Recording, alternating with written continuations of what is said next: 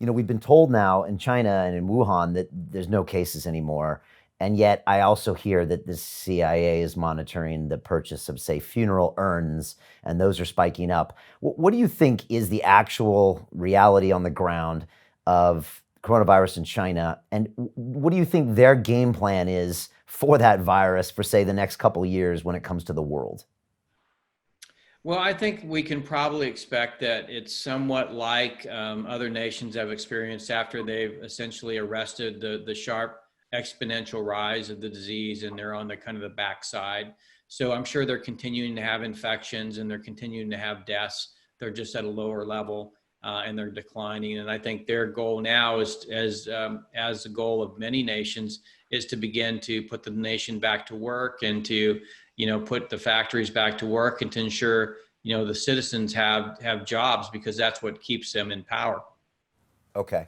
And so you believe their stats, or maybe they're hiding them, but they're probably flattening the curve and they're going to move through it. Right. And, Yes. and they've already kind of done their weaponization of it. So I guess there's not much more they can do now. They've done the damage. Yeah. And I think, they're starting to wake up to the fact that they're in a whole new world.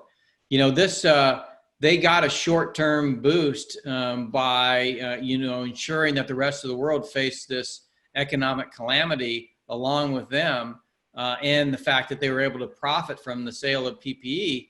But now they're left with the aftermath and the realization that the whole world really sees them for what they are now. And so there's going to be a reckoning, and that reckoning is going to result in I think, systemic decline in their economy over time. And I think they're coming to grips with that. And that's part of the report, kind of saying that, there's a concern that there might be armed confrontation. Of course, I think that's hyperbole, but it is nevertheless the case that relations between democracies and totalitarian China is really going to begin to be extremely frayed going forward, and getting more so.